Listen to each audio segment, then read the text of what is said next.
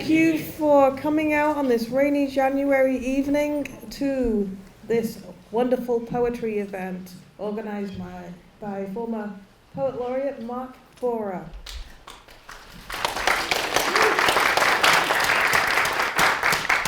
I just want to introduce you real quickly. This is the Worden Theater, owned and built by the North Andover Historical Society in the former Merrimack Valley Textile Museum. This is our new headquarters for the Historical Society in North Andover. We have got amazing programs. We have speakers in here throughout this year. We have movies, we have documentaries, and some really great themes that we're planning to produce that are open to the public. You can find more on the North Andover Historical Society website. Just to let you know, this entire building, we have a geothermal system, and last year we got our second net zero award, so we produce more power here. Yeah, we produce more power here than we consume, so we give it back. We are dedicated to saving, preserving North Andover and our region's history. There are so many exciting historical stories, some connected to poetry, as we know, here in our town and our region, and I'm really excited to be able to welcome you all here this evening. Just a couple of quick notes before I hand over to Mark. We have two emergency exits, just in case, the one that you came in, and then the one here to your right. Please make sure your cell phones are all turned off. The restrooms, if you need a restroom, are just outside on the right-hand side from when you walk out. And that's pretty much it. I hope you have a wonderful evening, and here's Mark. Thank you. And I don't know if you gave your name, you're Joanna Kerr, who's the director of the North Andover Historical Society. Yes. That's always what happens with modest people, is that. Thank you. Yeah. Thank you, Joanna. And thank you for providing this wonderful space to have a sharing of poetry, performance of poetry, and a chance to connect in our town and in Merrimack Valley. So let me just say a little bit about myself. I'm the past Poet Laureate of North Andover. I was Poet Laureate for 5 years, from 2018 to 2023. And over that time, and actually even before that, I hosted poetry events in town, often at the library, sometimes here. I'm looking forward to re-energizing that and having those events more often. And we're kind of starting off with a bang. So this is pretty exciting. But I'm looking forward to doing more events in town in the coming year. So I've published one book of poetry titled Almost Whole, and a number of chapbooks, one of which is about the history of North Andover and this area. So as I've lived here since 1997, I really have become attached. I was always a fan of New England, moved up here in the mid-'80s, and lived in North Andover since 1997 when my wife Debbie and I bought our house here. And there's just so much to love about this town and this area, connecting to the history of our country. And even not only to our country, but the history of all the people who lived here before the English arrived. So the history goes way back. So I had a few thoughts about poetry that, of course, it rattles around in my head. And this week, I was going to just prepare a few prose thoughts on poetry. And I started putting them down on paper. Well, guess what happened? Yes, a poem resulted. And this is a little bit of a one where it formed itself out of ideas. And as this happens for me, I know this happens for all of us. And people often say they're not poets, but I know fundamental to the human species is language. And we are all creators of original language. And poetry is an expression of that originality that we have, all of us have inside. So here we go. This is called Poetry Is. Poetry is an open door, the breeze pushing it open before the storm. Poetry is an open window, curtains sailing into the day, sailing on the wind and the coming rain. Poetry is standing on the open hillside, free, feeling the lightest breath of wind, the sun touching your face. Poetry is the wind coming strong across the river, pulling at you, pushing your step. Poetry is the wind pushing the water, pushing waves and whitecaps, moving water upstream against the current. Poetry is the wind carrying voices, words half heard in the air but speaking to you clearly. Poetry is a tear, a rip, a gap, an opening. Poetry is an opening in time, just in time. Poetry is a lost friend coming to you across an open field. Poetry is a hand outstretched, a lone voice calling to you from over the hill. Poetry is sitting on a seat next to a friend side by side. Poetry is sitting, listening to a friend you have never met, who knows you better than your mother. Poetry is sitting quietly, listening to words breathed out 500 years ago, breathing in together. Poetry is a message, a note, a bottle, found, washing up on your river shore, arriving with your name on it. Poetry is a message that someone, somewhere, sometime sent to you, arriving today. Poetry is waking up in the dark to a voice calling out to you from long ago. Poetry is waking up to nothing said, so much known. About you, can I tell you about me?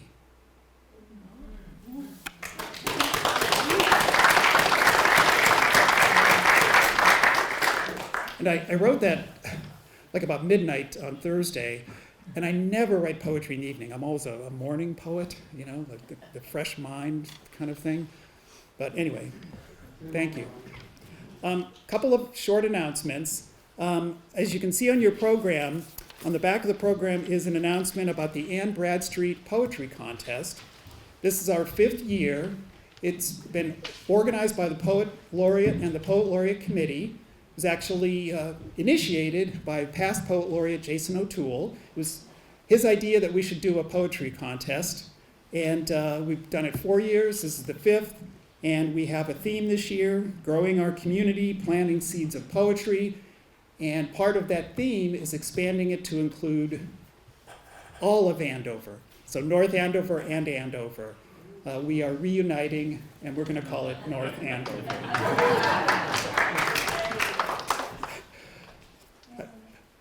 I'm going to have to give up that joke. All right. So I have a couple of thoughts to share just about the history of the Valley of the Poets. Where does this come from, calling it the Valley of the Poets? So different people have talked about it. Different people have noticed it. One great account of it was done by Paul Marion. In 2019, he published in the Merrimack Valley magazine, and it was entitled In the Valley of the Poets. And in that article, Paul Marion wrote that there is a case to be made that our river valley is extraordinary, if not unique, among national locations with significant clusters of authors. And he kind of extended it, poetry and writers, but certainly from just the standpoint of poets, there are great poets in this area. So I'm just going to read off some of their names. Anne Bradstreet, at the founding of Andover. And actually, I learned something interesting that I never thought about. When they came to North Andover, how did they get here? The Merrimack. They arrived on the shores of the Merrimack and came ashore from the river. So there's Anne Bradstreet at the beginning of the town, and she is the first English language published poet in North America. And that's our town that we have in our history, and it's a wonderful thing. So there's Robert Frost, who attended Lawrence High School, and of course spent a lot of time in New England writing. In fact, that was one of his themes, was writing about the countryside of New England. John Greenleaf Whittier in the 1800s, who was a Quaker poet and abolitionist. And that's one of the themes that you'll see in a number of these poets, is fighting for justice. Jack Kerouac of Lowell, one of the great poets of the 20th century and pioneer writer of the Beat generation, On the Road, Dharma Bums, and his message and his whole approach to poetry and writing was picked up by the whole culture of the 60s and beyond, Bob Dylan, Beatles, Jerry Garcia, Van Morrison. Another writer that we don't often think of, she was more of a writer than a poet, but she did write poetry, is Harriet Beecher Stowe from Andover. So she's another name. And another name that I did not know about was John Updike, being from this area, having lived in Georgetown for a while, and then also spent time in Danvers and Ipswich. So quite a number of writers. Those are many of the poets. Of course, missing from the list that I have right here are the people who were living here when the English arrived, the Abenaki, specifically, who are one of the Algonquin peoples who lived here before the English, and I wish I had their words to share tonight. But one of the things that you're going to hear from these poets is not only original poetry that is about the Merrimack Valley, in particular Matt Miller, who is from Lowell and wrote just a wonderful book called Tender the River, which is all about his experience growing up and living in Lowell and along the Merrimack River. And so I'm going to, as part of the introduction to you, Matt, I hope you will allow me to do this. There's something about when I pick up a new book of poetry, I have an admission to make. I don't often read the whole thing. I often sample it. This is one of those books that I read the whole thing. Wow. And I just went straight through. And it really, it spoke to me. And so it led me to write 2 short poems. And so that's, I thought I would share those tonight. Because it's wonderful when art inspires, well, what I hope is art. But when art inspires you, in whatever way it comes to you, it's a wonderful thing.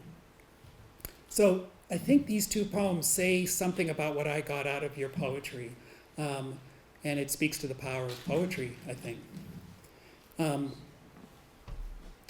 One of the things that I'm aware of writing poems is that, and I hear this all the time from other poets, is that often you do not know where it comes from. Like once the words go down onto the page, or once they come into your mind, things didn't exist before, suddenly exist. And you see connections that you didn't know were there. So it's just a little pause to think about what's going on with poetry and what is it, where does it come from? So here we go. Words conjuring words. Percussive, concussive words, words exhaled, words exhorted, words woven with sweet sweat, wild words mouthed with a vow. Say it in one breath, say it while breathing it all in. Say it swearing, gritty, dusty, bloody, with gravel on your hands after another messy fall. Pick yourself up, now grab the pen, say it.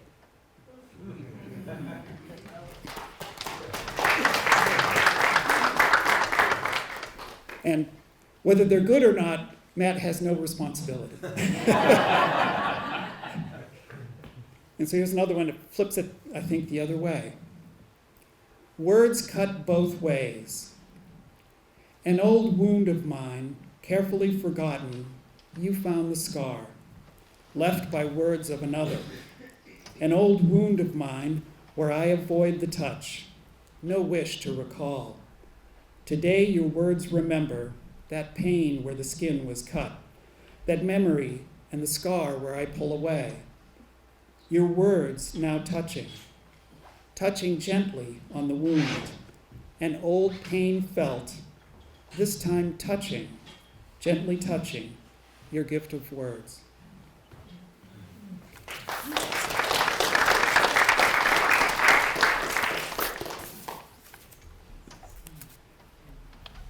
So tonight's theme, The Valley of the Poets, looks at place and the importance of place, where we grew up, the place we call home, and it's so important in defining who we are. Because whether you grew up in a place or not, there are certain places that define you, and writers express that. And so that's what I asked the poets here to bring tonight, is their poems about place and about the people of the Merrimack Valley. So whether you come here today as a native or a transplant, I think you're going to hear just how special a place the Merrimack Valley is. So I would like to invite Matt Miller up, and let me just say do a little bit more in terms of an introduction. So there's information in your programs. So Matt is the author of Tender the River and a number of other poetry books. Tender the River is the winner of the Independent Publishers of New England Book Award. It's a finalist for the Eric Hoffer Book Award and the Eric Hoffer Provocateur Award and Jakar Press Julie Sook Award. So people have appreciated what this book does. And he's published a number of other books, Wounded for the Water and Club Icarus, which are also prize winners. He's a former Walter Dakin Fellow and Wallace Stegner Fellow. He teaches and coaches football at Phillips Exeter Academy and lives in New Hampshire. I would like to invite Matt Miller up to perform some of his poetry.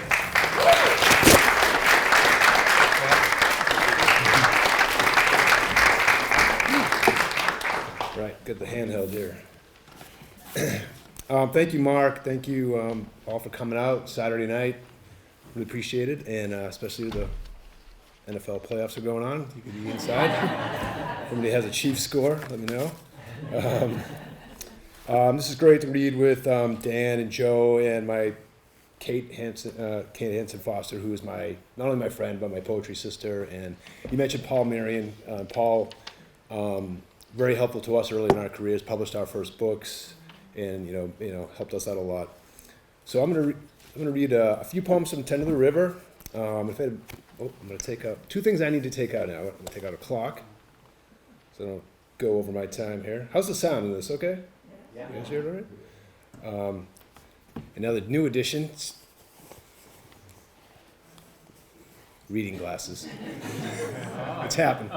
My first reading with reading glasses, and I don't know how to use glasses yet, so if I'm awkward. So I generally start with this poem. It's kind of an associative poem. It's called Autobiography, and I just kind of threw together different aspects of my life, my history that that take place here in California where I've lived before. I was looking at a Kaveh Ekbar poem, and it kind of inspired this poem. So, Autobiography. For a moment I was a failed skip of stone, sunk into the river. For a moment I was the river, purling in long lashed shadows of September. For a moment I was a skinny grizzly spitting into a beer can. For a time I was Christmas lights wrapping round downtown smokestack, until I became a book filled with baby teeth. For a while I was a boy painting the portrait of a queen. For a while I was a child queen. For a while I knew the switches to every light, knew the angles of every kiss in the autumn night, and shaped morning from the curve of her hips. For a while they spelled the difference between church and lips. For a while I was young. For a while I was son. For a while I was father of a million reasons not to pray. For a while God begged me for apology. For a while I was an apology walking the edge of the dam. For a while I was dust on the floor of a cotton mill, swept by a broom out into summer. For a while I was summer until liver-spotted clouds blew over the dunes to fling the monarchs into Mexico. For a while I was oil mill, fir, and yucca tree. After all sap ran desert west, after sugar maple, elm, and pine. For a moment there I made up my mind to be worm for the plover. For a second I believed I was enough vessel for my children. For a night my wife was able to rest on our blade of stars. For one moon the sea could trade us for the sun. For one dawn we filched the horizon.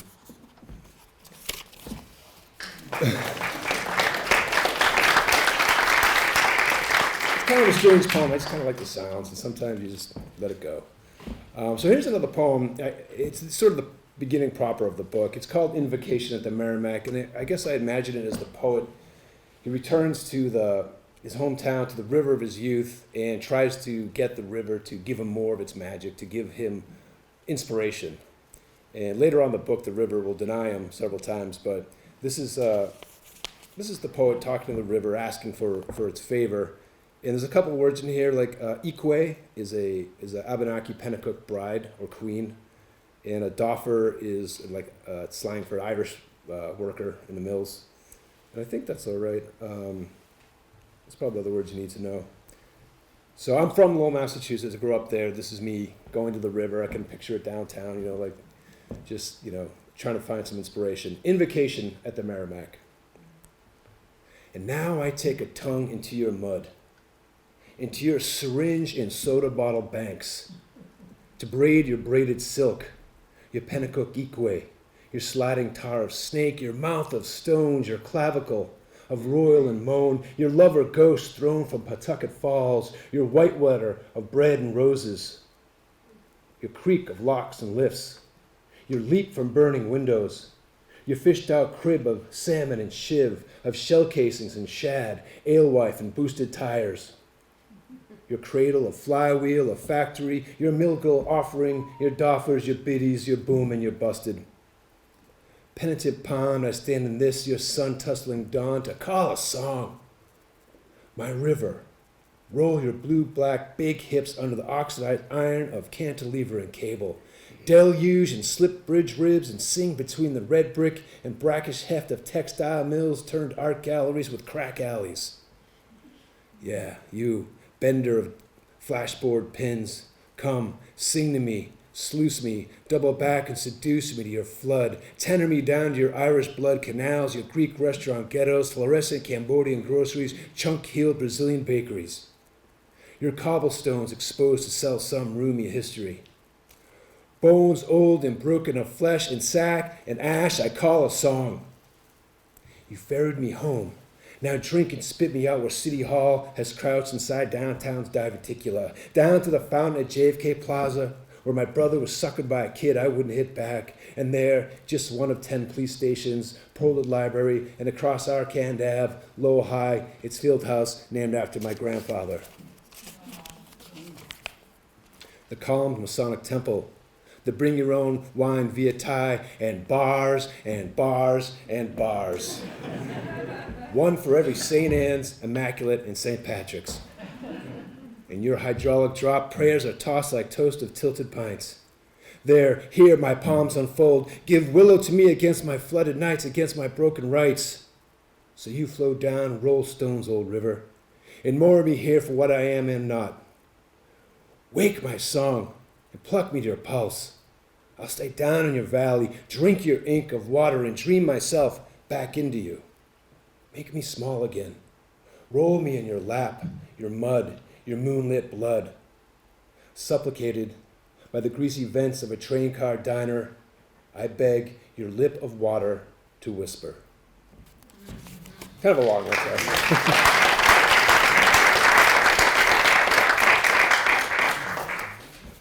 So this is a baseball poem. It's not the right time of the season, but it's, any baseball story, baseball poem is not really about baseball. It's got about other stuff going on. There's a lot, you probably know these kids too. Like this book has a lot of boys who were lost along the way. A lot of people lost along the way, but a lot of boys lost along the way, and people I grew up with. In this poem, this is actually a thing that happened. My brother and I ran into a guy we played Little League with who had this big scat, wound in the top of his head, and we were at a package store, buying some beer. We're in college, and he had been, hadn't been able to leave Lowell or have that opportunity, and he had a machete wound in his head. And so this poem is kind of about us encountering him. There's Marcus, who was a hell of a ball player. I mean, he was so good. He was that next level good, but washed out because of whatever circumstances he had to deal with. So this poem is called, there's a swear in here, I'm sorry for the younger people. It's Boys Beyond June. My brother and I played Little League with Marcus, and oh shit, that kid could hit. And just lights out at short. I mean, he bawled and ran as mad as Winter River. So when, 10 years later, he walks into the Packy, when we're buying bourbon and a sleeve of dip, and see the staples holding together his cornrowed skull, we ask him, and he laughs, saying the dude of this girl that he was banging whacked him from behind with a machete when he's walking out of a house party. And from the way he tells us, Marcus seems to feel like this is the worst part, like a move like that was rude or something. Like to jump out from the bushes behind porch steps was straight up punk, and now the part in my hair is forever fucked, he says. And then he pays for his case of beast. Then we all bullshit our see you soons. My brother and I walk out the door onto the busted concrete lot across from the auto body shop and see the lights leaking out from mini blinds of multifamily homes lining Concord Street. We shake our heads and try to laugh the way that Marcus always laughed, staring down Brad Pacheco, pitching him chin music with basses jacked, and all the dust, the sudden dusk, and all our summer still ahead of us.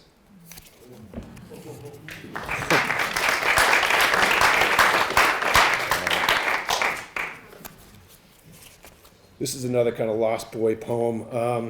You guys some maybe recall, this was about 10 years ago now. A friend of mine, a guy I played football with in high school, Lowell High, he was a hell of a wide receiver, and he became a police officer. And this has to go also. You guys remember The Fighter, the movie The Fighter? My glasses are fogging up. What do you do about that? I have no idea. So the movie The Fighter, it's filmed in Lowell, takes place in Lowell. Mickey Ward's a big hero in this area, especially in Lowell. And my friend Eric was a police officer in Lowell, was a cop in Lowell, and he got to play his father, who was a cop in Lowell and who was involved with, during Mickey Ward's time. But then a number of years later, my friend, he got kind of caught up with drugs and alcohol, and coming home one night from a bar, he killed somebody.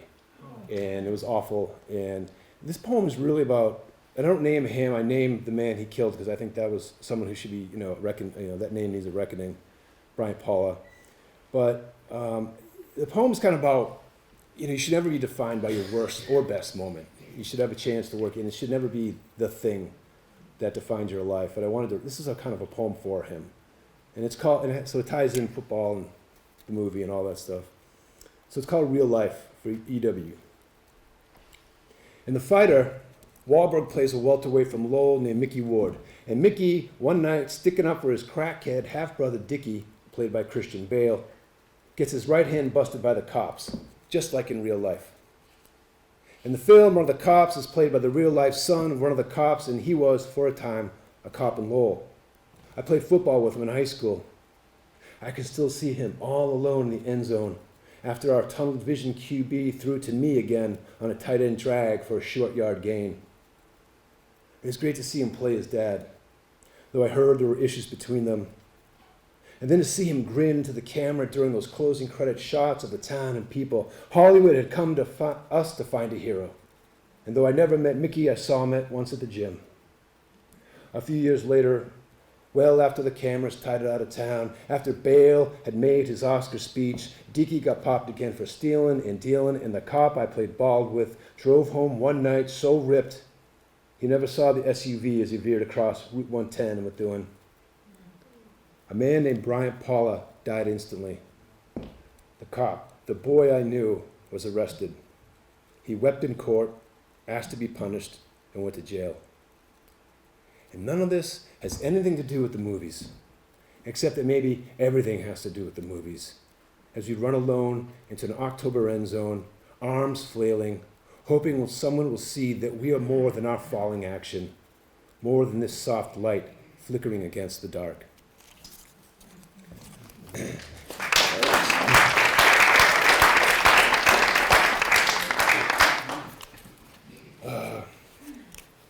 I'm going to read.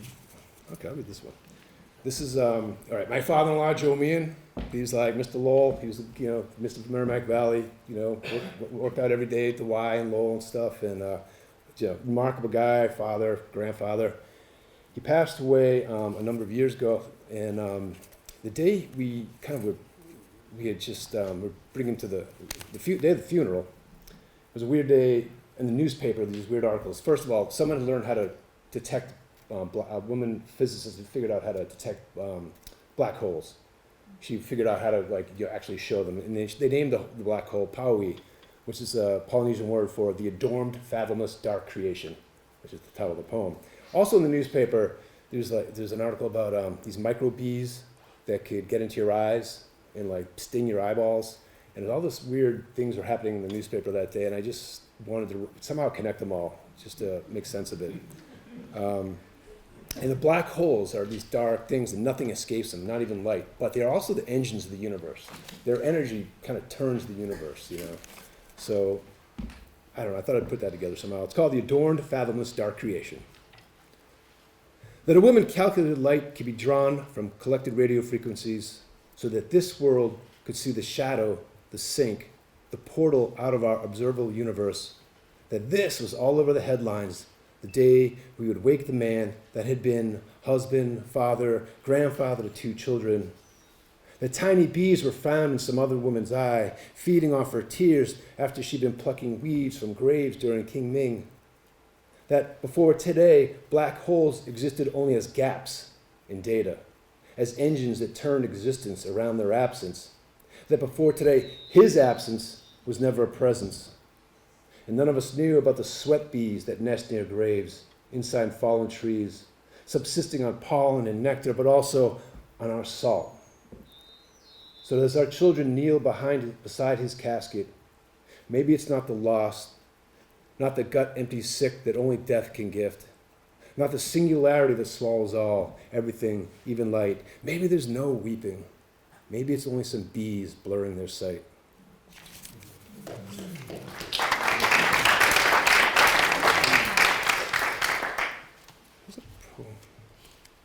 All right, speaking of grandfathers, I'll do another grandfather poem. My grandfather, and I can do this here because people in Merrimack Valley might remember, was Ray Riddick, who coached football for, many, many years at Lowell High School. He, a Hall of Fame high school football coach. He played for the Green Bay Packers.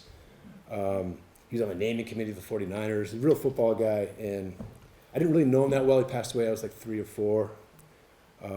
But this song is sort of about, every town has that guy, that local, or somebody, those people who become legends. And then the legends, eventually fade. Well, my mom's here, so I got to read the poem about her dad. So, and it's a little bit of a longer poem. It's kind of it's written in a ballad form, loosely a ballad form, because ballads are often written for, kind of heroes, especially small, local heroes. And this one is called Legend. Recall the frayed red corduroy robe, and him, my grandfather, and wide-armed wooden chair in Lowell, the kitchen where my mother grew up, the Highlands, Wilder Street around us. Now he's laughing, watching me dance for him, a foot shod in black leather, tapping out a memory or just some story given to me by my mother. My uncle said Graham called me Zonka, because my thick, toddled thighs were like that dolphin's running back. And Grandpa was sick by then, so all I knew of him was a robe below a nose broken 7 times between high school and Green Bay. On my wall, a photo of him in his Packers gear, sitting with Curly Lambeau, posing as if to recapture something that was candid a second ago.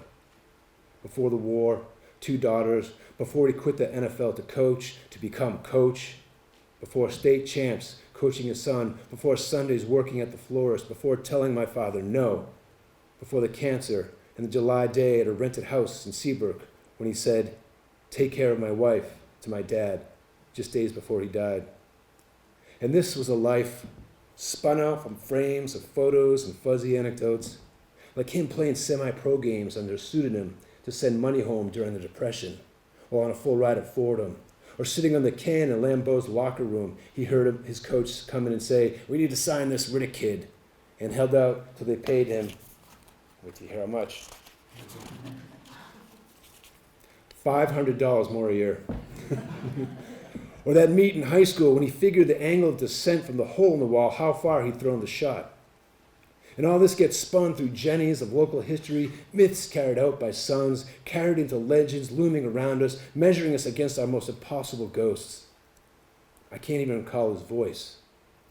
Uncle Ray, who must have sounded like him, is gone now too. And the way the men in my family die young in beige cold brooms of antiseptic light warps like whispers woven through a sick-lipped joke. And these deaths dissolve our boyhood, weigh us down as men, as much of that as we can bend to and still not break. So as men we learn to doubt the folklore trill of our fathers' lives, that no spotlight fixed on them as either hero or villain, that neither they nor we stand protagonist in this play. For there were mothers and aunts, cousins too, drifting through, all slipping off stage to die in a letter, becoming, oh, no, did you hear who just passed? At some Sunday brunch with your disinterested kids. On the wall of the high school field house, his name, Raymond E. Riddick, remains. I recall the dedication, that building as new and Graham alive, my mom so proud, the town honoring the sinewy legend, and I was only 7 then. But I recall 10 years later, Chris Liming laughing, must suck to have that kind of pressure. The fucking gym named after him? Like you ever had a choice about being any good? Growled in his wise-ass voice. I don't know how I felt that weight, but loved that he, the best athlete in school, empathized, saw me, even for just more headlines to be whittled away by sports page stats that don't ever know the story between trick play and punt. And where slipped coach from all of this? Ephemeral in my life as in these lines. The man loses out to myth each time I try to conjure something truer than some story of him hanging out with Jack Kerouac or pissing next to John Wayne, the Duke, truer than the hurt of his daughters still missing their dad, truer than the stiff-hipped old men who stopped me, yet less each year, to say they loved him, how he made them men. So whatever else he may have been, this seems where it wants to end. Where rough-hewn nuances of life fade. I guess it's best to just print the legend. They'll build a new high school. That field house bulldozed along with his name. We who are left will forget, and thus we are what is forgot. Highlight reels lost to dust. All of us.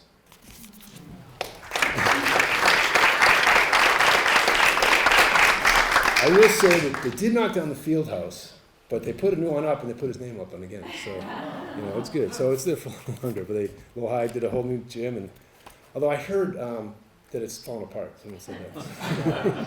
It was cheaply made. This is a little bit of a historical research poem. You guys ever hear of, do you know Hannah Duston? Is that name familiar? Okay, some people know, some people don't. I think the Merrimack Valley know her more.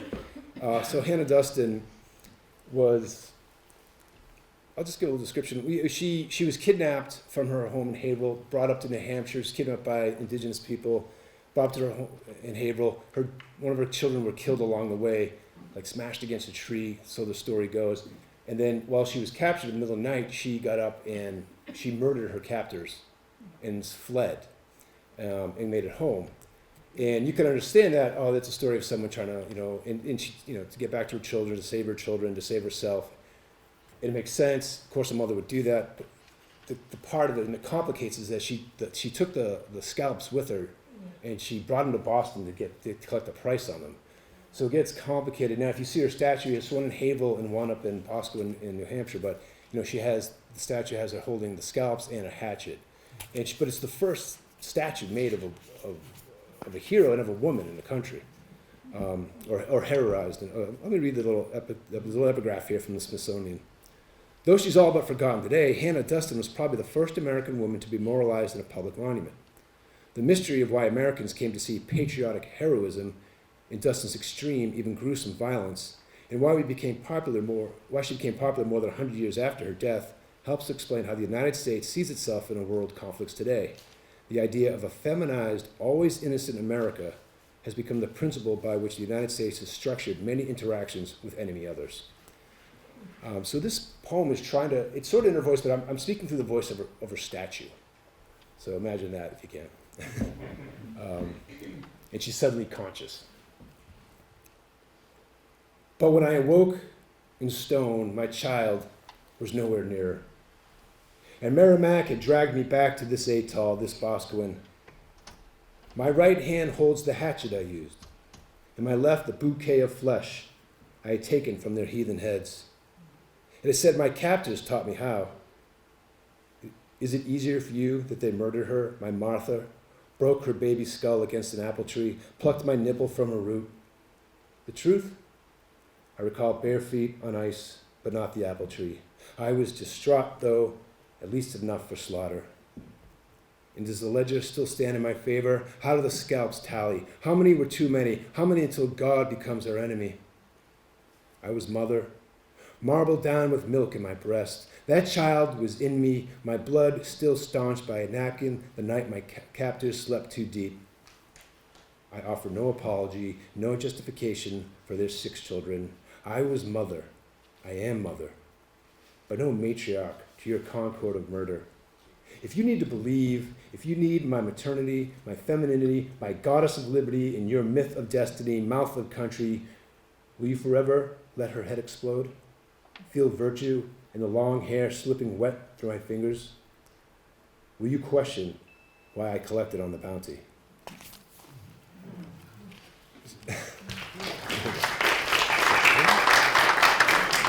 Thank you. Doing all right? All right. This is kind of all the poems in here are kind of long. Sorry. So the poet Major Jackson is a friend of ours, both Kate and I, and he wrote an essay, maybe it's 15 years ago now, that he said, until white poets start writing about race, we're not going to have a real conversation about it. And I was thinking that was in the back of my head, and also I was thinking about the sort of, what was the movie? Oh shoot, now I'm blanking on it. The horror movie. They take the black people and make them into their own. Get Out. Jesus. And sort of that movie is kind of like a metaphor for the sort of like darkness of white liberalism, the insidious nature of white liberalism. Like it says, yeah, we're here to help you, but there's sort of like, but you have to become one of us.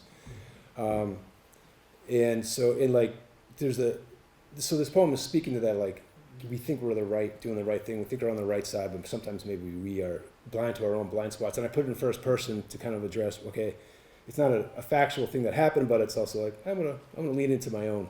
It works better in first person too. I'm gonna lean into my own blind spots. And this poem is called Insidious, and there's an epitaph here from Claudia Rankine, who wrote Citizen. Because white men cannot police their imagination, black men are dying. Sunday morning, late May, I love the maples. This time of year over Andover Street. The bright green budding sun seeming to hang its lights on leaves, the canopy across the busy pothole road onto which I've turned my truck, my children in the back as we head home north to New Hampshire, leaving my in-laws waving on the lawn. I wonder if my kids will see these trees like I see them, without the days on days growing up here. But they are talking, laughing as I hit the radio seek from Red Sox highlights to NPR. And Sunday morning, late May, I love the maples. I doubt my kids notice as I do the teenage boy with long purple patched hair pulled back into a bun above his backpack, but I do. I see him walking down the sidewalk I walked down so many times in my life, and I wonder if he lives around here. If he does, that's good. It's good that the neighborhood be more mosaic, and it's important that a black boy, can walk down my old street and not meet the people hassling him for his color or his clothes. And oh,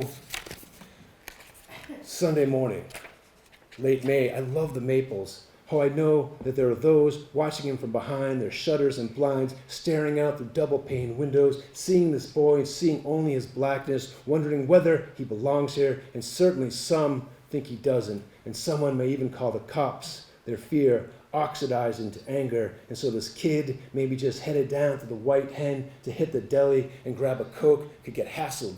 And all for what? For being black, for his clothes, because he's big, almost chunky, and the moms around here love their skinny kids and skinny diets, and my God. Sunday morning, late May, I love the maples. The nerve of their notions of what is normal, what is comfortable, is deplorable, but what if someone does call the cops? It would be so awful for suddenly blue lights, twirling a siren belch, a short blast, so this poor kid would be asked and harassed, but I would certainly pull over, definitely defend him and say, leave this boy alone! Although, I mean, it's possible his backpack's full of weed for the neighborhood kids, but this is terrible, of course, for me to even think, and if I saw a cruiser roll up on him, I would pull over and say something. I'm sure I would, yes. Sunday morning, late May, I love the maples. I'm sure I'd be brave if it was safe with my children sitting in the back, But I would truly try to at least slow down and say something like, all you see is this blackness and this is all you see. Because of course I see more, I really do, and I know how hard it must be to be him. I'm sure I do because I'm one of the good ones. I am, I really am. And then the boy fades from my rearview mirror, his head rising from the sidewalk slab to see my maples. Or are those elms, I wonder? My whole life I've been so sure they were maples, but maybe they're elms. Maybe they have always been elms. I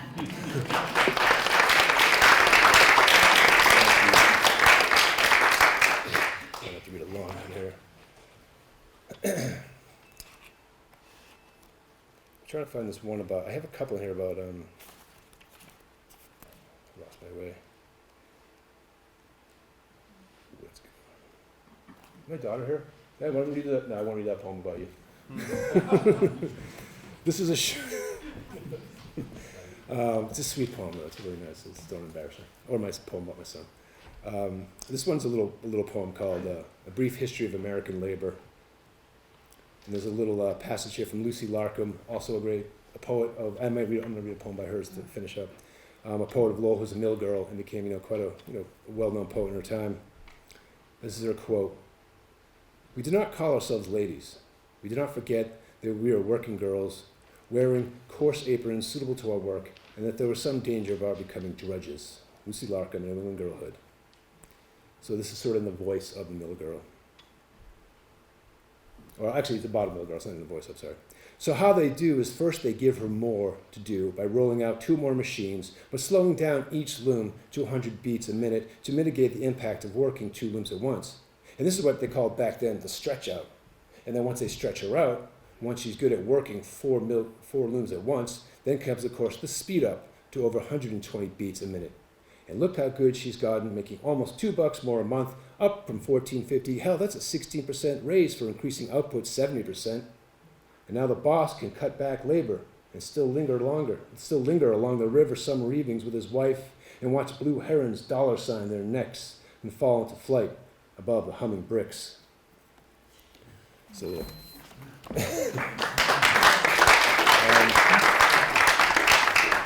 I'm going to read one more of my own, and I'm going to read a Lucy Larcom poem to finish up the spirit of the evening. This is a short one. It's called Ecotourism. It's funny, I read poems. I wrote this poem like 15 years ago, and I didn't know where it went. It was waiting for this book to be written and to be finished, because I had some good stuff here, but I couldn't finish it. And then I wrote this book, and I'm like, oh my God, that poem. Yeah. This is the poem that needed to be in that book. That was just waiting for the book to be written. And it's called Ecotourism. Wind racks the limbs, lightning scars the birch, and we burrow into the scrub by the mill where mud is still the riverbank from the last time we made it rain like this. This rattle in the leaves, and levers left to settle in the mortar and granite of tunnels, turbines, and the rule of a tower bell. Perhaps this is all we've come to expect, and all the cotton sugar can spin, all the tubercular threads wrist in a shuttle's kiss. The way we're thrown out only to warp back in. Me, I kept wanting my red brick river of city. I kept climbing through it to finger all its cantilever and cobblestone, its locks and its syringe-lit bones. But it just kept growing, like grass mantling graveyards, spooling out beyond my toes until it disappeared completely.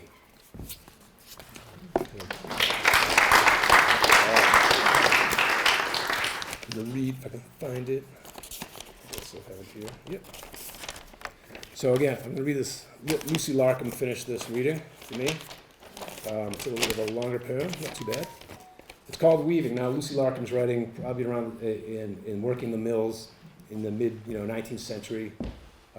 Slavery is going in the South. Civil War is beginning or underway, and so this is a very this is her poem about that all that's going on then about the mill girls. Weaving by Lucy Larcom. All day she stands before her loom. The flying shuttles come and go by grassy fields and trees in bloom. She sees the winding river flow, and fancy's shuttle flieth wide, and faster than the waters glide. Is she entangled in her dreams like the fair weaver of Shalott, who left her mystic mirror gleams to gaze on light Sir Lancelot? Her heart, a mirror sadly true, brings glimmering visions into view. I weave and weave the livelong day. The woof is strong, the warp is good. I weave to be my mother's stay. I weave to win my daily food. But ever as I weave, saith she, the world of woman haunteth me. The river glides along, one thread is nature's mesh so beautiful. The stars are woven in, the red of sunrise, the rain cloud dull. Each seems a separate wonder wrought, each blends with some more wondrous thought. So, at the loom of life, we weave our desperate shreds, that varying fall, some stain, some fair, and passing leave to God the gathering up of all. And that full pattern wherein man works blindly out the eternal plan. In his vast work, for good or ill, the undone and the done he blends, which whatever woof we fill, to our weak hands his might he lends, and gives the threads beneath his eye the texture of eternity. Wind on, by willow and by pine, thou blue, untroubled Merrimack. Afar, by sunnier streams than thine, my sisters toil with foreheads black, and water with their blood this root, whereof we gather bounteous fruit. There be sad women, sick and poor, and those who walk in garments soiled. Their shame, their sorrow I endure. By their defect my hope is foiled. The blot they bear is on my name. Who sins? Am I not to blame? And how much of your wrong is mine? Dark woman slaving at the south. Of your stolen grapes I quaff the wine. The bread you starve for fills my mouth. The beam unwinds, but every thread with blood of strangled souls is red. If this be so, we win and wear a nessus robe of poison cloth, or weave them shrouds they may not wear, fathers and brothers falling both on ghastly, death-sown fields that lie beneath a tearless southern sky. Alas, the weft has lost its white, it grows a hideous tapestry. That picture war's abhorrent sight, unroll not, web of destiny. Be the dark volume left unread, the tale untold, the curse unsaid. So up and down before her loom she paces on, and to and fro, till sunset fills the dusty room and makes her water redly glow, as if the Merrimack's calm flood were changed into a stream of blood. Too soon unfilled, and all too true, the words she murmured as she wrought, but, weary weaver, not to you, alone was war's stern message brought. Woman, it knelled from heart to heart, thy sister's keeper, know thou art. Thank you.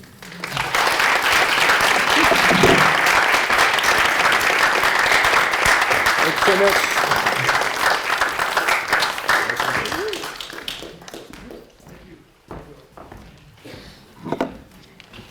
That's great poems, great poems. And the finish with Lucy Larcombe, that did not sound to my ears like a 19th century poem. You know, that sounded very modern. You know, so that was wonderful. Thank you, Matt. We're going to take a 5-minute break, give people a chance to stretch, move about a little bit, and then we'll start with our 3 guest poets after this short intermission. Thank you.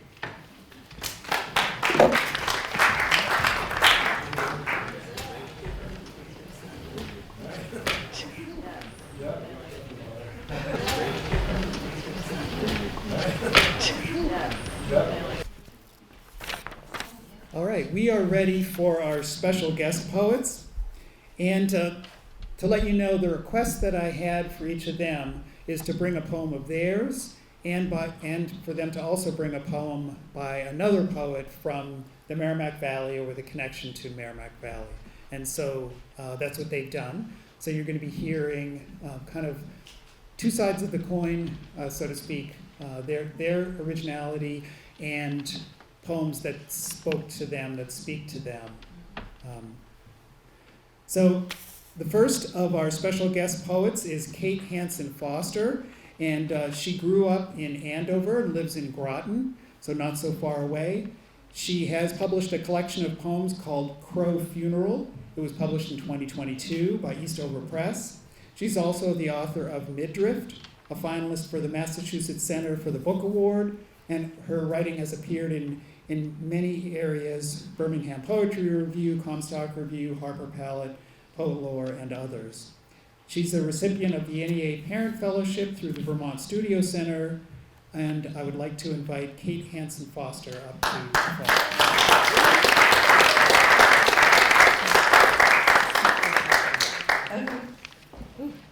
a game show host.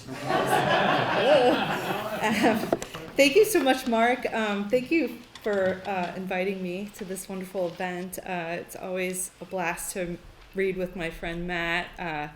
Great to meet Joe and Dan as well. Can you all hear me? Sorry. Okay. I'm going to do this a little in reverse. I'm actually going to read a little Kerouac, and then I'll read a poem of my own. I'm also breaking the rules a little because Kerouac once said, "You guys call yourselves poets, write short little lines. I'm a poet, but I write lines, paragraphs, and pages, many pages long." There are a lot of Kerouac poems to choose from, but in thinking about what I wanted to read today, I decided to read some passages from what I think is one of Kerouac's most powerful books. It's Visions of Gerard. Kerouac is not my favorite writer, but Visions of Gerard is one of my favorite books. It's fictionalized. It's a fictionalized autobiography of his saintly, sickly brother, Gerard, who dies of rheumatic fever at the age of 9. So the prose is very lyrical, which is why I chose it, and spiritual, and it's spoken from the perspective of a four-year-old Kerouac, who's called Tijan in the book, as he tries to make sense of grief and death at such a young age. So I'm not used to holding a mic while I do this, so hold on one second. Okay. In his last days, Gerard had little to do but lay in bed and stare at the ceiling, and sometimes watch the cat. "Look, Tijan, the little nut. Look, he looks one way, he looks the other. Look at the crazy face. What is he thinking? Every time he sees something, what does he think? Look, he's going in the other room. Why? Why is he thinking that makes him go? What is he thinking that makes him go into the next room? Look how he stops. He looks. He licks himself. There. He yawns. Well, now he's coming back. He's crazy. Oh, crazy Kiddaji. Bring him." And I'd bring him, the little gray tiger cat, and we'd biddle and twiddle his crazy nose and stroke his head, and he'd set purring and glad. Look at him, a little crazy ball like that, a little white belly, as soft and smooth as a heart. God made kitties, I guess, for us. God sent his kitties everywhere. Take care of my Kiddaji when I'm gone, he adds, holding Kiddaji to his face and almost crying. Where are you going? No answer. I'm going to skip ahead a minute. Hold on. I'm afraid to say what I really want to say. I don't remember how Gerard died. But in my memory, which is limited and mundane, here I am, running pell-mell out of the house about 4 o'clock in the afternoon down the sidewalk of Beaulieu Street, yelling to my father, whom I've seen coming around the corner, woeful and slow, with straw wet back and coat over arms in the summer heat. Gleefully, I'm yelling, "Gerard est mort!" Gerard is dead. As though it was some great event that would make a change, that would make everything better, which it actually was. Which, granted, it actually was. But I thought it had something to do with some holy transformation that would make him greater and more Gerard-like. He would reappear, following his death, so huge and all-powerful and renewed. The dizzy brain of the 4-year-old, with its visions and infold mysticisms, I grabbed Pa and tugged his hand and gleed to see the expression of likewise gladness on his face. So when he wearily just said, "I know, Tippus, I know," I had that same feeling that I have today, when I would rush and tell people the good news that nirvana, heaven, our salvation is here and now, that gloomy reaction of theirs, which I can only attribute to pitiful and so to beloved ignorance of mortal brains. I know, my little wolf, I know.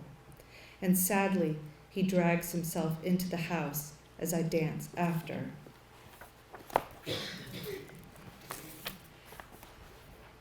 And they haul the coffin gently down to the grave robes that for all their gentle look have no gentle job to do, and lower away, easy does it, the little hunk of pain into the mud. Roots and plopping pieces show the dug sides.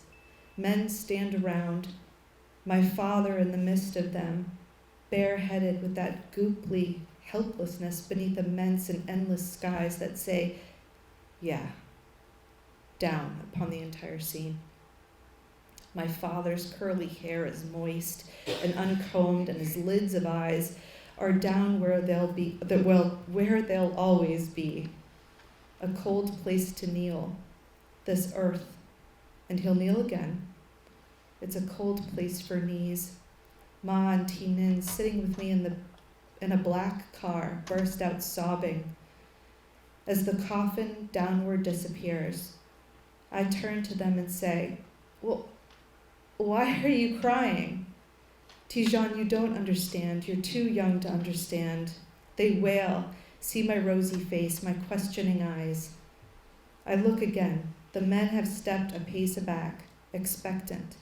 Old grave digger picks up his shovel and closes the book. Okay.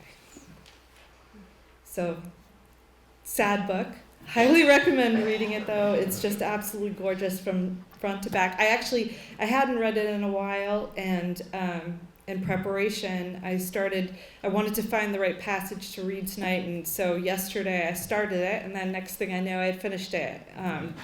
So it's a good read, and it's a fast read, but anyways. So if you're from the Merrimack Valley, Kerouac is considered essential reading. It's sort of this strange communal bond, the way we claim Kerouac as our own, and we sort of take pride in the fact that he's this working class guy, and he played such a huge part in the cultural movement that shaped modern literature. A lot of the themes in Kerouac's work are relatable. They're so deeply rooted into the specifics of Lowell and Lowell life that the reader feels like they're kind of a part of that world. So I read the books, as was required. I didn't find them all as impactful as Visions of Gerard. I still wanted, as a writer though, I was living in Lowell. I lived in Lowell for about 10 years, and I was writing this book called Midrift, which is very Lowell-centered, about my life in Lowell. And so even though Kerouac isn't my favorite writer, I still wanted to converse with his work in some way. And that's kind of like my approach. If I don't love what I'm reading, I think, how can I at least converse with it? And so I wrote these response poems. I have just a few of them, and I'm only going to read one, but so it's kind of like a response poem to what is obviously his most famous book, On the Road. So this poem that I'm going to read, it's called The Itch, and it sort of plays with this idea that in order to make meaning of life, you need to be traveling and always moving. And so I couldn't help but think what happens to your mind, or how do you feel when you have that mentality that you have to always be moving and traveling, and then you find that there's no road left. So this poem's called The Itch. It doesn't scare me, the snake of this world. What's vein popping hot and unholy doesn't scare me. There is still something new to this country. The hoary smell of big cities, a strange flower in some moth-eaten cow town. I don't want to go on, a rotten huddle of roots, a speck on this sad red earth. I bend my mind to the rolling pavement, press my skin to the dash, and the streets will darken with visions and loud voices until they don't. And that's what fear is. Not enough night, no more towns, no west, just ocean. Thank you.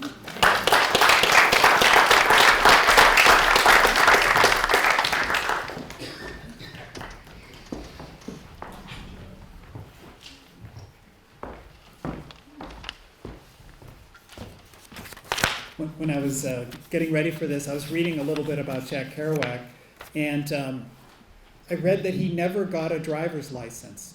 Right? Did people heard that? So when he was driving cross country with Cassidy, he did none of the driving. So I guess, riding is another way to experience the trip. So anyway, I just thought that was interesting. Thank you, Kate. I would like to invite Dan Spears up next as our next guest poet. He's from Haverhill now, not where he's originally from. He divides his time between being chair of the Native American Commemorative Task Force, because he's a Native American by heritage, and he's also the city's poet laureate right now. He works with the Haverhill River Bards to promote poetry and poetic expression through local poetry readings and open mics at the HC Media TV studios, which is one of the great things about the things that exist in different towns. Haverhill has a great studio there. And he's been writing, publishing, and presenting poetry for more than 75 years. Dan Spears.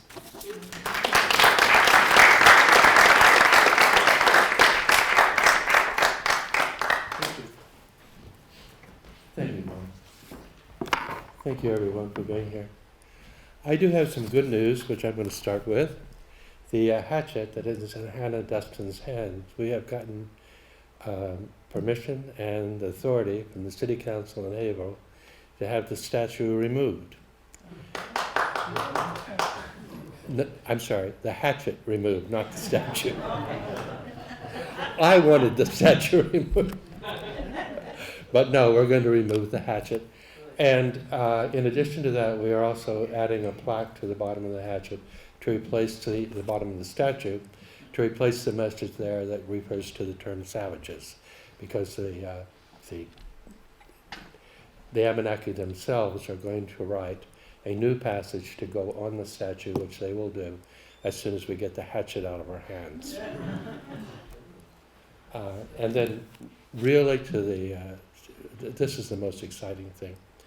We are building a new park. The city is building a new park in Haverhill, and I have been working with others in the Park Foundation, Tom Wiley and others, and we have gotten the park to be dedicated as a First Nations park, and that is the name of it, the First Nations Park.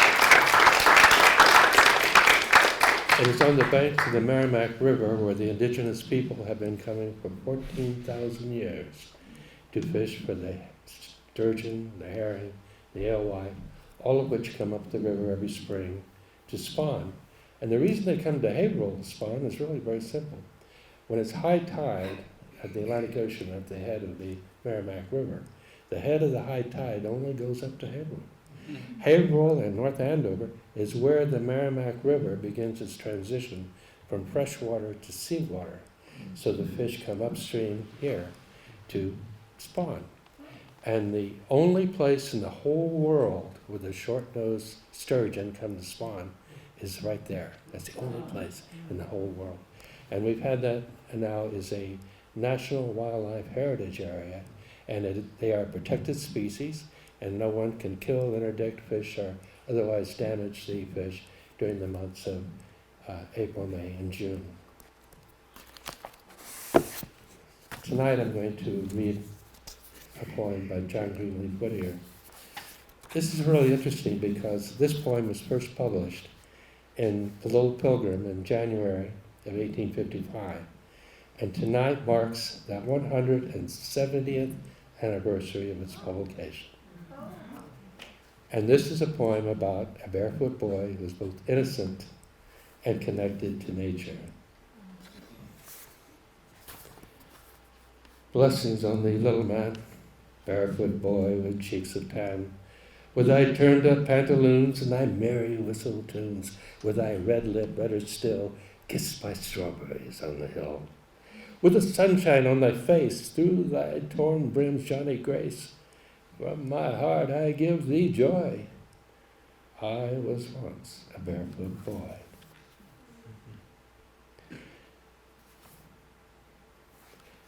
Prince thou art, the grown-up man, only is Republican.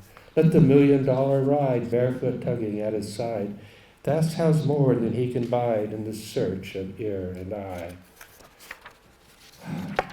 Outward sunshine, inward joy, blessings on thee, barefoot boy. Oh, for boyhood's blameless play, sleep that wakes in laughing day, health that mocks the doctor's rules, knowledge never learned in schools, of wild bees' morning chase, of wild flowers' time and place, flight of fowl and habitude, off the tenants of the wood, how the tortoise bears his shell, how the woodchuck digs his cell, and the ground mole sinks his well, how the robin feeds her young, how the oriole's nest is hung, where the wildest lilies grow, where the freshest berries grow, where the groundnut trails its vine, where the wood grape's cluster shine, of the black wasp's cunning way, mason of his walls of clay, and the architectural plan of the gray hornet's artisans. Artisans. For eschewing books and tasks, nature answers all he asks. Hand in hand with her he walks, face to face with her he talks, part and parcel of her joy, blessings on thee, barefoot boy. Over boyhood's time of June, crowding years in one brief moon, when all things I heard or saw, me their master wished for.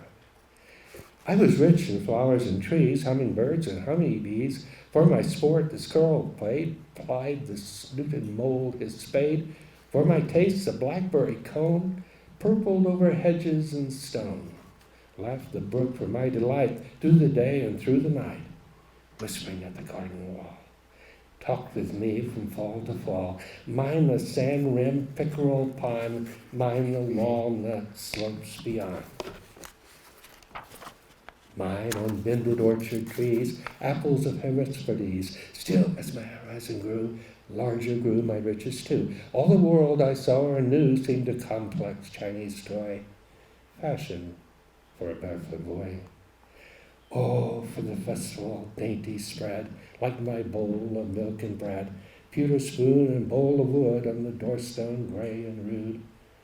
O'er me like a regal tent, cloudy red, the sunset bent, purple curtain fringed with gold, looped in many a wind-swept fold of the pied frog's orchestra, and to light the noisy choir, let lit the flag of its lamp of fire. I was a monarch, pomp and joy, wanted, waited on the barefoot boy. Clearly, my little man, cheerily, laugh and live as boyhood can. Through the flinty slopes we heard, stubble speared the new-mown sward. Every morn shall lead thee through fresh baptisms of the dew. Every evening from thy feet shall the cool wind kiss thee. All too soon these feet must hide in the prison cells of pride. Lose the freedom of the sod, like a colt's for work be shod, made to tread the mills of toil up and down and ceaseless moil. Happy if their track be found, never on forbidden ground. Happy if they sink not in quick and treacherous sands of sin. Ah, that thou could know thy joy ere it passes, barefoot boy. Now, if you go to the library in April, you'll see a statue of the barefoot boy and a little fountain with a little stream of water running in it. And something happened. I have a grandson who recently gave birth to a son of his own. And it occurred to me that what if the barefoot boy had grown up, had sons, and they had sons of their own, and one of the grandsons had a son, and they gave the baby to the great-grandfather to hold. And as he holds the baby, he noticed one of the feet is sticking out in the blankets and it's barefoot. And it reminds him of the time that he, too, was a barefoot boy. So this is our barefoot boy grown up, and it's called My Barefoot Baby Boy. Greetings to you, little man, newly born, cheeks not yet tanned, with your turned-up nose and bright eyes. Every moment a new surprise. Never lose that is my advice. Curiosity and wonder suffice to shower sunlight on your face and fill to brim your jaunty grace. You, great grandson, give me joy. For once I, too, was a barefoot boy.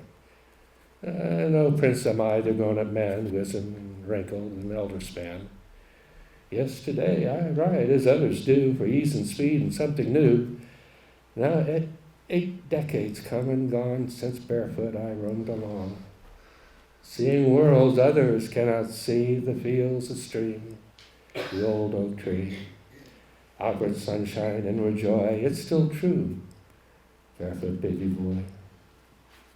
Long ago I was a lad, in summer rustic, mostly clad. I had no need for parents' rules, with my trust in nature schools. Through whispering forests I did wend every creature a forever friend.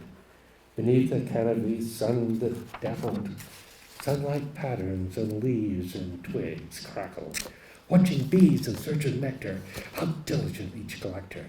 Sometimes a breeze, twitching, restless, sometimes still, quietly bewitching, as if listening for tranquility from crows that lack civility.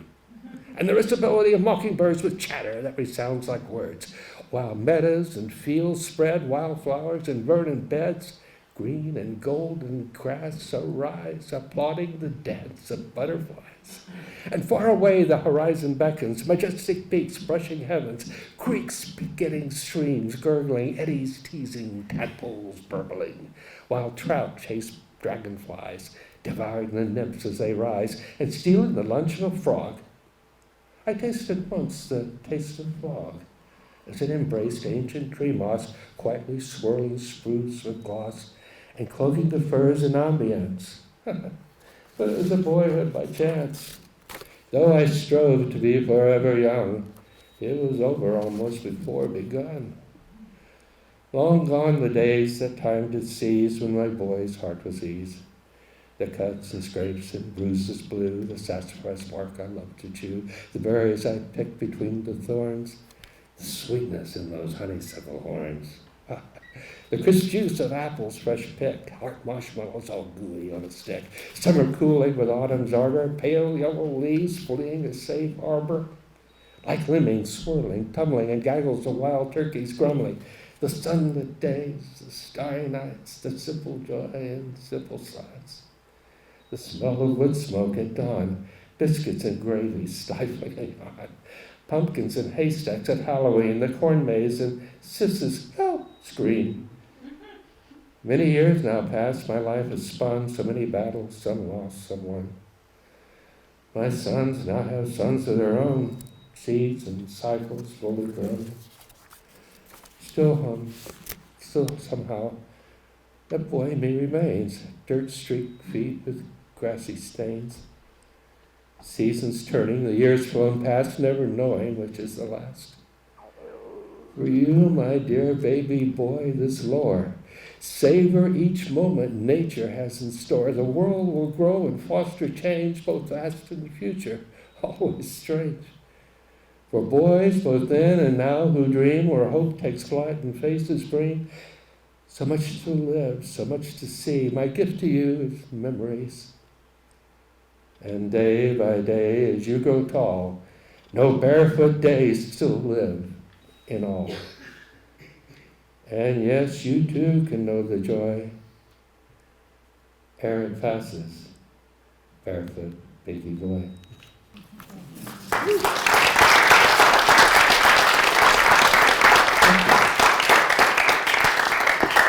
And I'm sure Mr. Whittier would think it. Real quickly, though, before, I just want to mention something about writing a poem, and it lives forever. When you write a poem 170 years ago, that poem is as alive today as it was then. Mm-hmm. So the poems we write today, maybe somebody 170 years ago will read them. Thank you.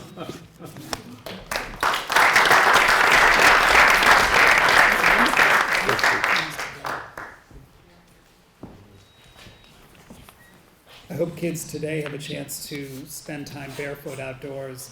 I don't know how many do. I was lucky enough to grow up in a time where I had summer feet because I was not wearing shoes. I got used to that. What a wonderful thing to think back and experience that. Thank you, Dan. I would like to invite up our final guest poet. This is Joe Klaponis, who lives in Methuen. He's published a number of poems recently in the Amethyst Review and First Literary Review. He published his book Truth's Truth, Poetic Portraits in 2021. In your bio, you don't say anything about your previous career before you were a published poet. You were a teacher, right? A high school English teacher, is that right? For many years? For many years. and so that's part of what he brings to his poetry as well. Joe, would you like to come up?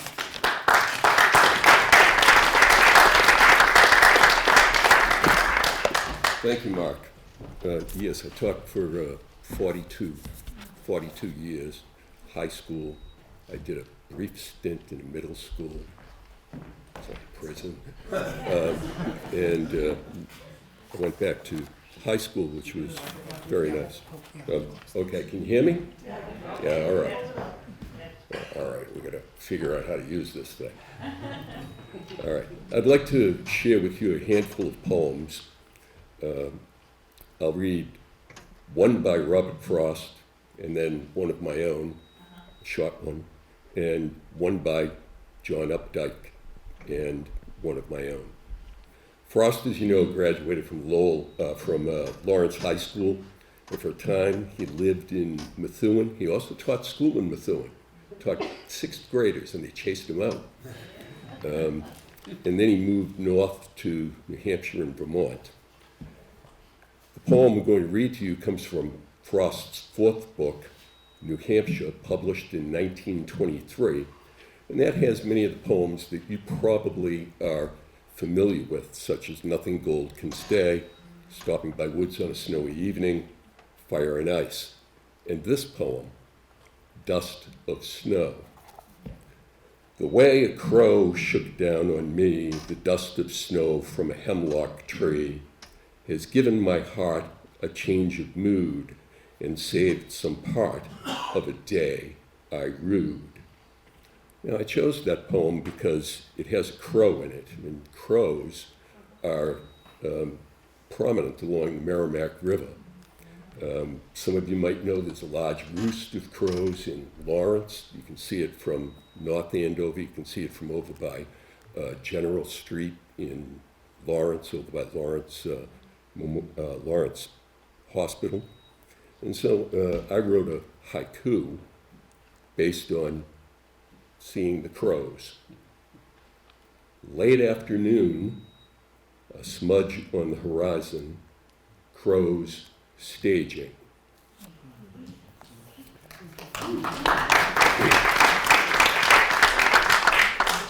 Read it again. Read it again? Okay. Late afternoon, a smudge on the horizon, crows staging.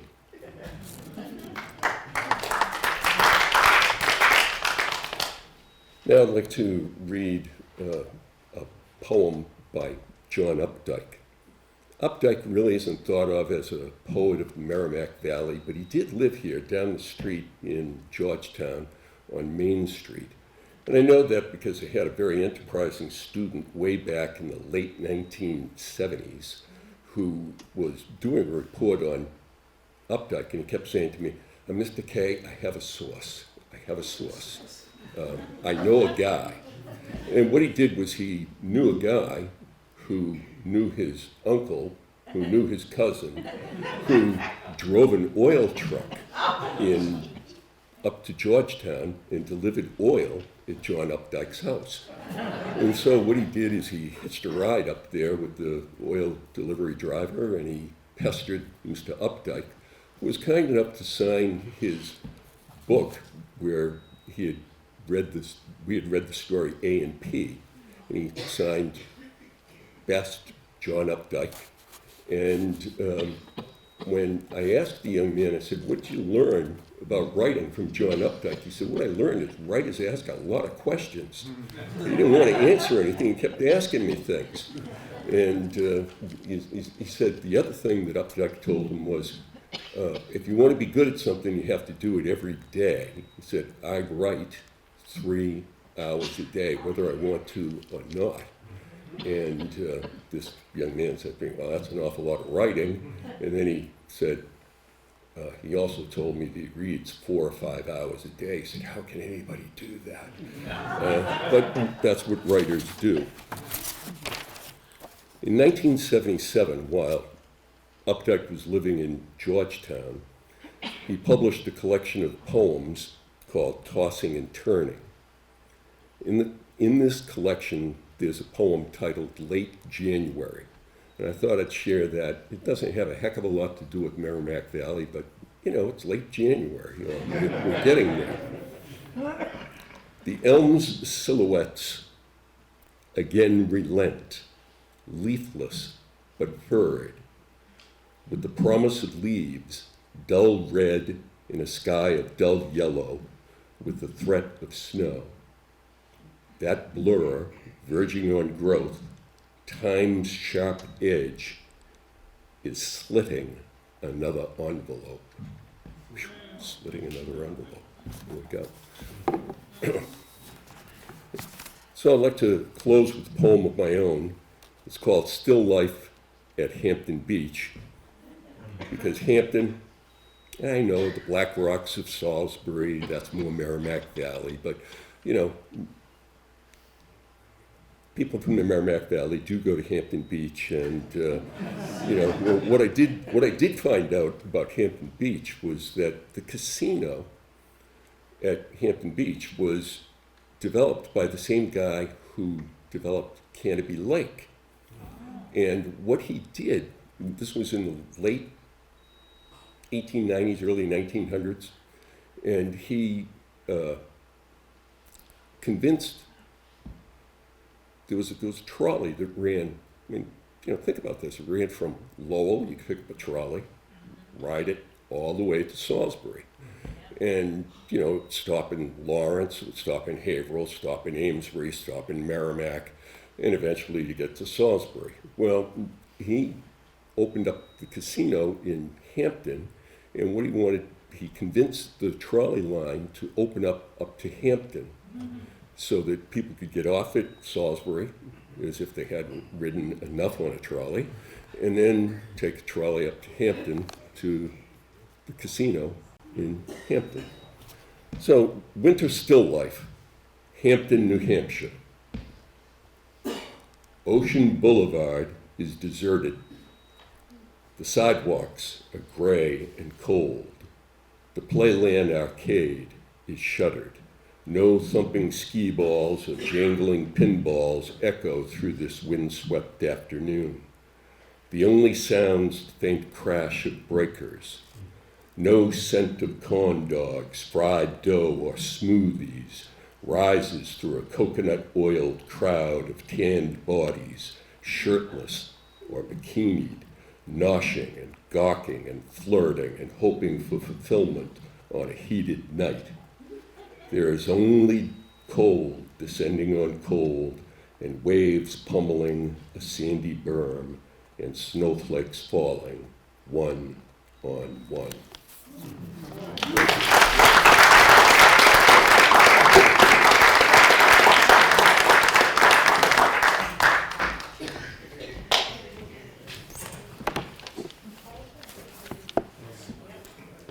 Thank you, Joe. Thank you, Joe. He writes the best down-to-earth poems about the Merrimack Valley in this area. I really love your poems. Well, I want to thank you all for coming out. I think we've heard just some amazing, beautiful poems tonight, didn't we? Can we hear it for our poets?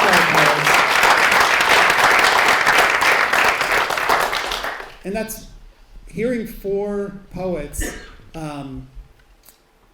That's the beauty of poetry also, is the different voices. And that's one of the things that I like about tonight, and also about open mics. When you hear the different voices over the course of the night, it's just, that's what makes poetry, is the many voices.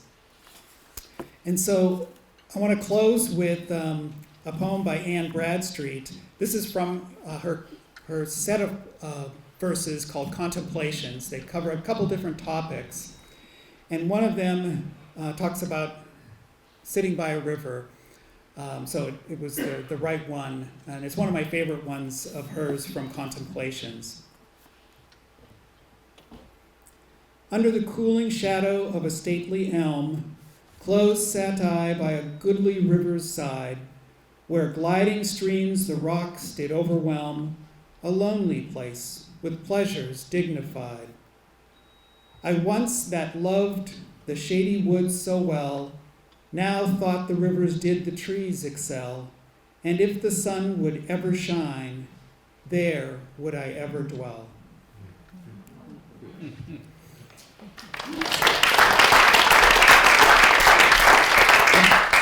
Dan was talking about reading a 170-year-old poem.